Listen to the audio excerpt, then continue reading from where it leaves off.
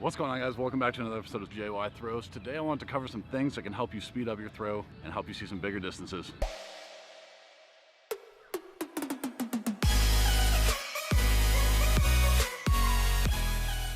So recently my wrist has been bugging me a little bit. I've been dropping down to the 14-pound shot put, and using a light ball is a great way that you can start to feel some speed in the circle. Whatever your competition weight is, if you drop down a little bit, you can start to feel some speed, feel the speed of the release, and start to feel what going fast feels like. So the first thing that I like to cover whenever talking about technique and tips to throw further, the most helpful thing that you can possibly do is get out and throw a lot and start to feel what it feels like hitting positions that you want to be in by doing drills and isolating those specific movements to start to lock them in your muscle memory. And even if you have bad technique, by getting out and throwing a lot, you'll get more and more comfortable with those positions and naturally start to speed up. So make sure that you're getting out and throwing a lot, and if you want to throw far, that's going to be the most helpful thing to start to see some improvement. But while you're doing that, I want to give you a couple other positions that you can think about that, if timed up properly, can effortlessly help you accelerate the implement. And understanding some of the positions may help you get that next big distance breakthrough. So let's get into some tips. So first things first, I want to show you this video so you can quickly understand how humans feel movement. Sensation of angular movements of the head is due to the motion of a fluid called endolymph within the vestibular system. Located within the temporal bone is a negative space known as the inner ear. These interconnected canals make up the bony labyrinth of the vestibular system, the portion of the inner ear responsible for balance and the body's sense of position in space. So as the endolymph moves in your inner ear, that's what's causing you to feel motion. So if you're sweeping your head, it can feel like you're going a lot faster because there's more movement in that fluid in your inner ear. So a nice effortless throw when you're nice and balanced doesn't feel like you're moving and rotating that much. And it's a much faster way to reach the same positions. So don't fool yourself into feeling like you're going faster by leaning forward, because although this may feel faster, staying nice and neutral is much faster and will feel more effortless.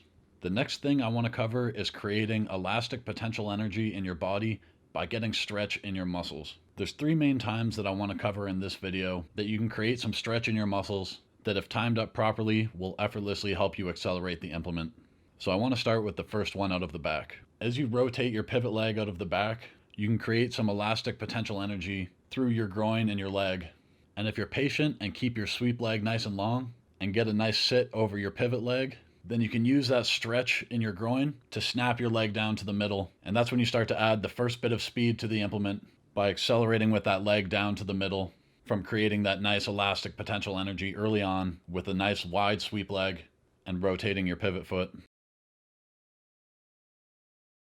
The second position that you're in that you can really create some good elastic potential energy in your muscles is when you're in the middle. And this happens two ways. You turn your foot in the middle, and that creates a stretch through your core, and you get a nice stretch through your chest by pulling your off arm down. And when timed up properly, you can create that stretch by doing both of those movements simultaneously and use that potential energy you create to assist you in snapping the implement into the throwing direction. And I love Ryan Krauser for this example, and it's a movement that I'm constantly trying to find. And the timing and balance required to get into this position is what takes thousands of throws. But I wanted to show you guys the concept and some things that you're trying to do to help assist you in accelerating the implement. For the next concept, I want to use this figure skater as an example. So you can see she keeps her arms nice and long to enter the spin, and as she pulls her arms tighter, you can see her accelerate.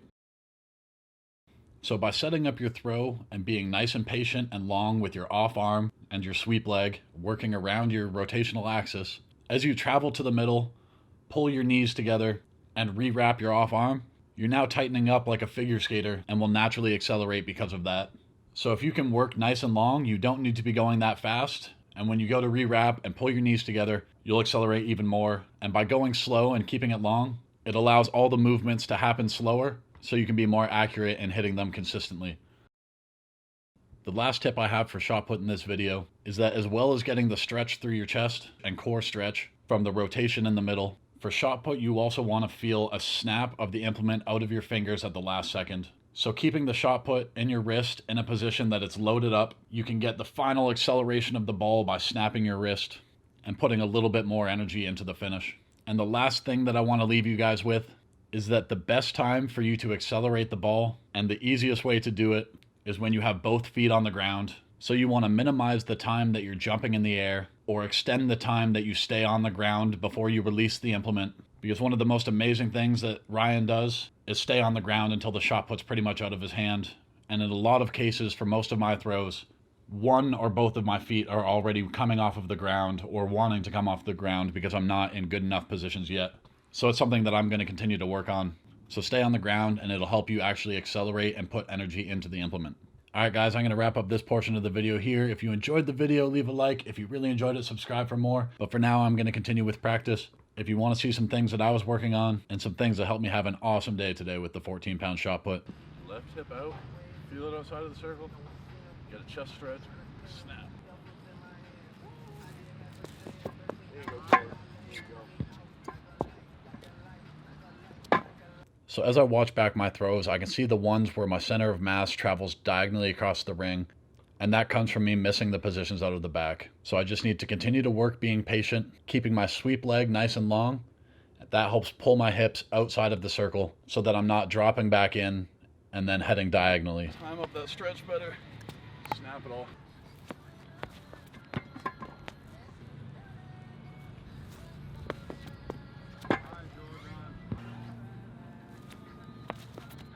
There you go. Okay. Need to be cautious out of the back. Right arm's getting really open and then starts to head low. So at least keep it up nice and tall and level.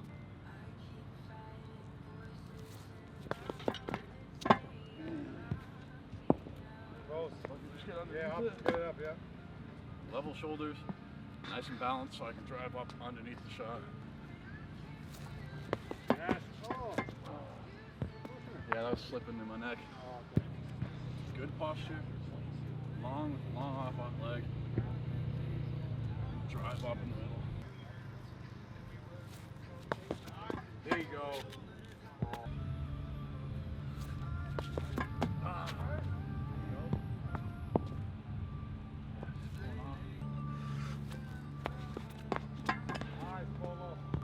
Long leg out of the back.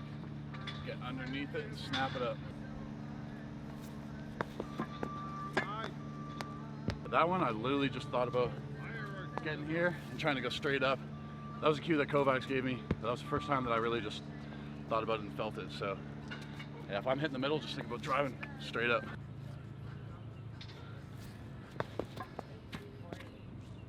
Whew. Might go to Discus.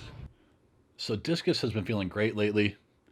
I've really started to feel the connection of my legs to the discus and finding the timing where I'm patient and let the discus come all the way around to the finish, as opposed to me pulling off with my head in my off arm and then having the disc come out early because it was too far behind. But the biggest thing that messes up my discus throw still, similar to my shot put, is if my hips start to drop back as my first movement instead of getting over top of my right leg and rotating around that. But I just got to keep working one day at a time, keep doing what I'm doing, and keep dialing in my consistency.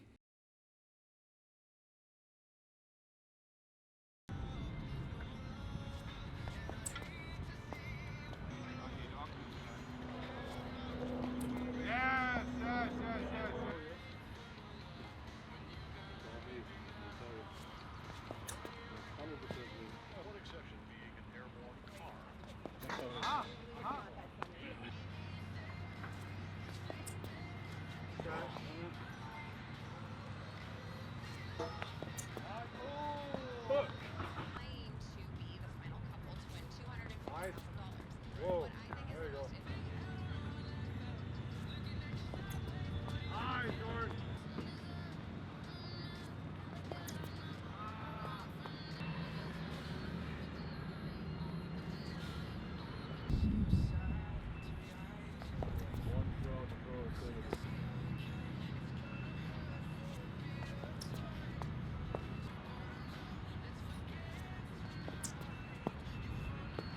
Alright guys, I'm going to wrap up the video here. Hopefully that made sense and hopefully you learned some things about trying to go a little bit faster in the ring and some things that you can think about so you don't get yourself out of positions. For my self-practice, feeling awesome. Technically, things are starting to come together, starting to find the timing. Shot put feeling good with the lighter ball and I'm finally starting to feel some speed. I just got to continue, keep up the same feelings. I can't wait for what's coming. But anyway guys, thank you very much for watching. If you enjoyed the video, leave a like. If you really enjoyed it, subscribe for more. See you in the next one.